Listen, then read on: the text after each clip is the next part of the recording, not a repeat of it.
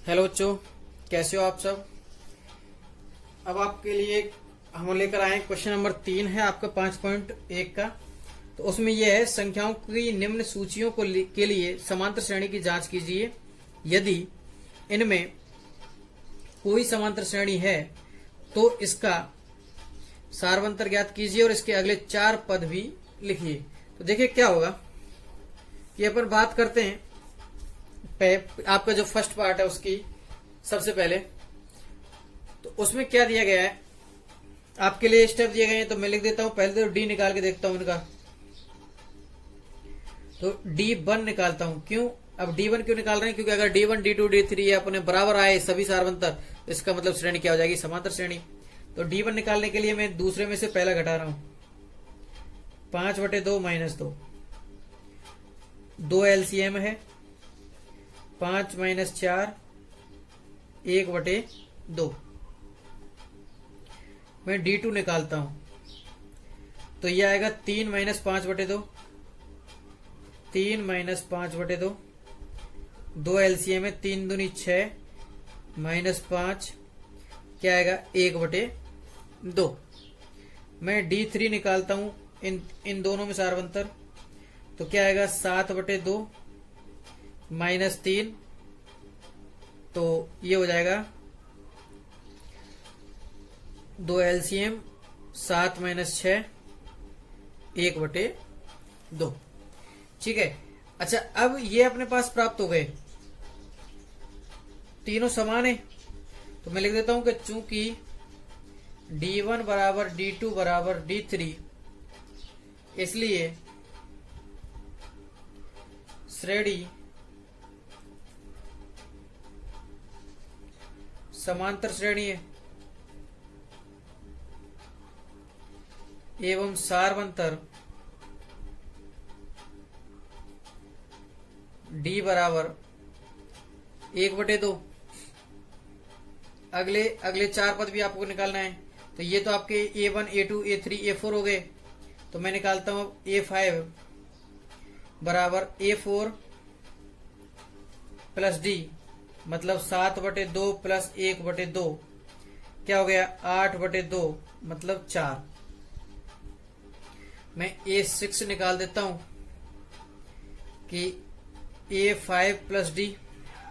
ठीक है, तो ये हो जाएगा 4 प्लस 1/2 बराबर हो जाएगा 2 LCM रहेगा अपना, और 4 दूनी 8 प्लस 1 बराबर 9/2। ठीक है, 2 पद और निकालते हैं इसके। A7 में निकालता हूं तो देखिए A7 के लिए मैं क्या करूंगा A6 प्लस D। तो A6 क्या है आपके पास 9/2 प्लस 1/2, तो यह हो जाएगा अपना 10/2 बराबर 5। अच्छा, उसके बाद मेरे को निकालना है A8, तो मैं लिख दूंगा A7 प्लस D, तो ये हो जाएगा 5 प्लस 1/2। तो एलसीएम क्या है 2, 10 प्लस 1 बराबर 11/2।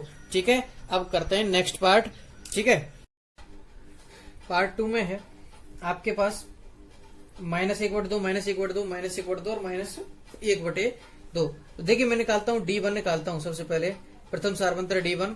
तो D1 निकालने के लिए -1/2 ये वाले स्टेप में से ये घटाता हूं। ठीक है, तो -1/2 -1/2। ठीक है, तो क्या आ जाएगा भाई -1/2 प्लस 1/2 घट के क्या हो जाएंगे 0। ठीक है, मैं D2 निकालता हूं, वही सेम प्रक्रिया है। -1/2 -1/2 बराबर -1/2 प्लस 1/2, दोनों कट के क्या हो जाएंगे 0। और D3 क्योंकि वही अंक हैं तो इसलिए सेम है, मैं लिख देता हूं -1/2 -1/2 बराबर -1/2 प्लस 1/2 बराबर 0। देखिए बात करते हैं अब अपन इनकी। तो प्रत्येक स्थिति में सारवंतर क्या है 0। तो मैं लिख देता हूं दी गई श्रेणी समांतर श्रेणी है एवं सार्व अंतर D बराबर क्या है 0 है। क्या है सार्वंतर, डी बराबर 0 है, अतः अगले 4 पद, तो A5 बराबर 0 जोड़ने पर कोई फर्क नहीं पड़ने वाला, तो इसलिए मैं लिख देता हूं -के1/2, A6 बराबर -के1/2, A7 बराबर -के1/2 और A8 बराबर -के1/2। ठीक है। अच्छा, उसके बाद अब मैं करता हूं इसके थर्ड पार्ट की। थर्ड पार्ट क्या है, आपके पास दिया गया है 4 पद दिए गए, ए स्क्वायर, ए क्यूब और a⁴। ठीक है। तो देखिए सबसे पहले D1 में निकालता हूं। D1 क्या होगा, ए स्क्वायर माइनस ए,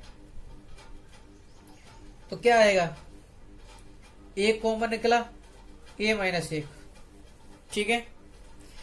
मैंने D2 ए क्यूब माइनस ए स्क्वायर, एक कॉमन निकल गया, ए स्क्वायर माइनस ए बचा।